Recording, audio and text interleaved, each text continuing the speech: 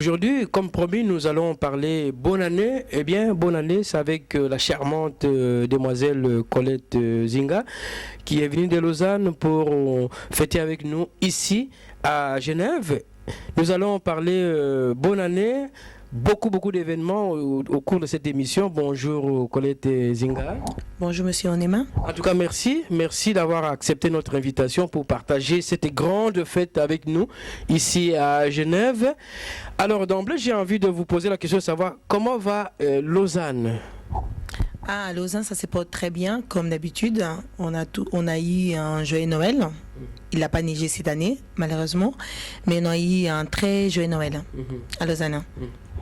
Alors Colette, on a beaucoup d'éléments à partager avec nos fidèles téléspectateurs au pays, en Afrique centrale. N'oublions pas que la RTNC est suivie actuellement par satellite partout. Alors on a beaucoup d'éléments, comme je viens de le dire, mais à tout seigneur, à tout honneur, nous allons dans un premier temps rendre hommage à tous ceux et à toutes celles qui nous ont quittés tout au long de l'année 2004 et nous revenons dans quelques minutes.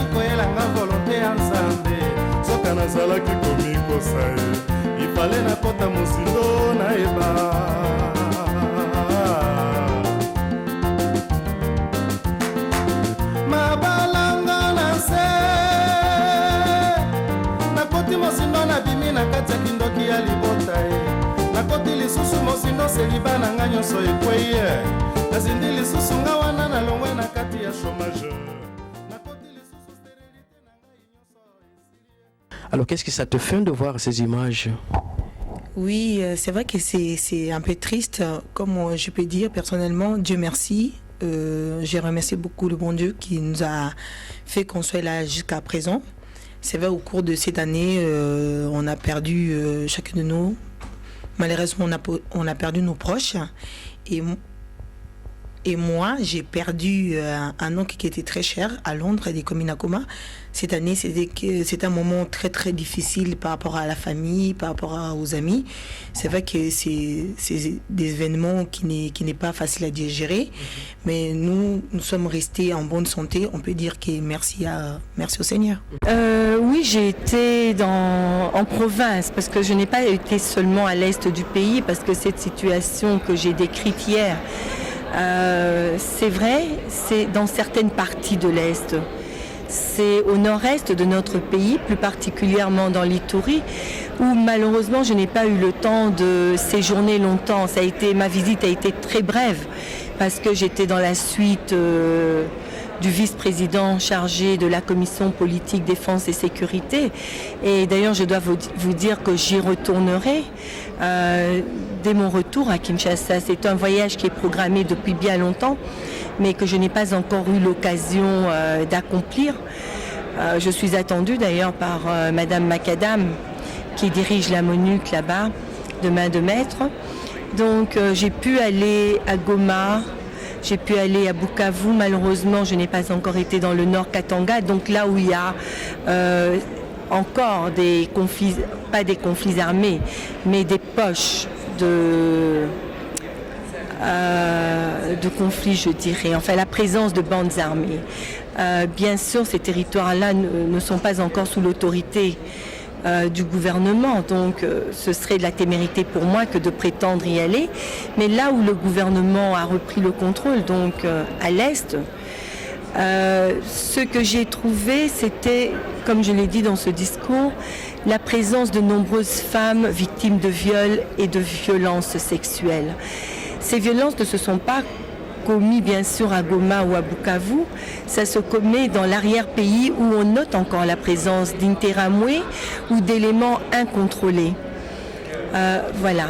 Donc j'ai pu aller, j'ai pu approcher ces femmes, j'ai pu voir toutes ces femmes qui ont souffert, parce que je vous assure que ce n'est pas... Moi j'ai ressenti une très forte émotion en rencontrant ces femmes lorsqu'elles vous décrivent ce qu'elles ont subi, lorsque vous voyez dans quel état elles se trouvent. Voilà la situation que j'ai pu trouver là-bas. Je dois encore aller dans le Maniema où on vit un peu la même situation. Au nord du Katanga, on nous dit aussi que la situation est très inquiétante. Et il est bon de le voir pour pouvoir en parler et pour pouvoir se battre et mobiliser, parce que seuls, nous, gouvernement, nous ne pourrons pas venir à bout de cette entreprise, c'est-à-dire la prise en charge de ces femmes.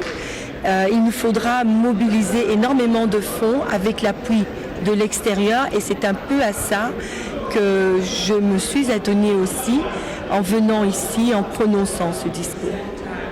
Bon, mon arrivée tardive ne m'a pas permis de rencontrer le haut commissaire par intérim, parce que son programme est très chargé. Il aurait fallu fixer le rendez-vous avant, chose qui devait être faite, mais étant donné que mon voyage avait été retardé, il n'a pas pu se libérer parce qu'il avait déjà un agenda bien chargé.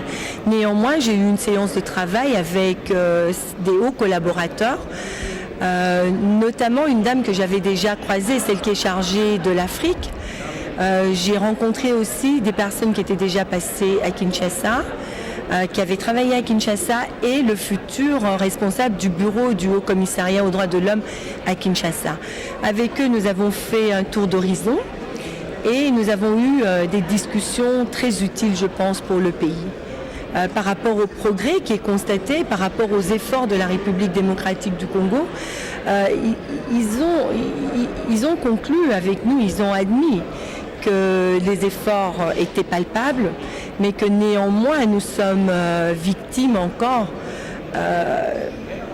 pas d'un désordre, mais ils admettent avec nous que le contrôle de l'ensemble du territoire ne se fera pas immédiatement, pour les raisons que nous connaissons, et que cela ne sera pas de nature à améliorer directement la situation des droits de l'homme dans l'ensemble du territoire. Et ils s'engagent bien sûr à nous prêter main forte. Il est vrai que leur budget n'est pas celui que l'on voudrait, mais ils s'engagent à faire du lobbying pour nous, à faire du plaidoyer pour que d'autres bailleurs de fonds puissent accompagner les efforts du gouvernement congolais. Papa Onema, oui, très bien que le dernier mot est Zaponayo, parce qu'ils ont emmené nos salinga, il y a qu'au recevoir sur le plateau Nayo, puisque le ministère des droits humains en a besoin et à qu'au se faire connaître. Il faut bateau baïba et le ministère des droits humains ezali. Objectif d'une émission ezani pas mingi bateau baïba raté.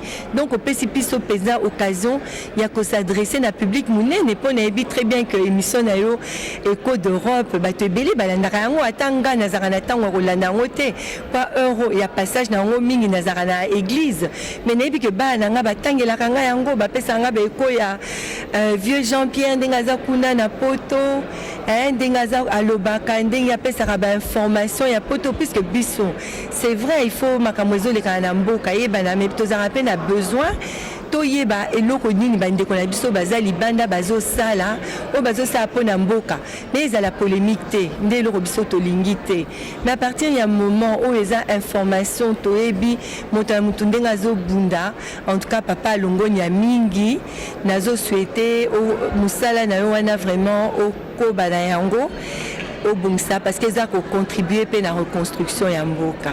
Merci mingi. Colette Zinga, un commentaire par rapport à ministre Nabiso, Yabasi, Mibale Wale, qui est monsieur Nabiso. Oui, c'est très touchant, hein. C'est très marrant en même temps.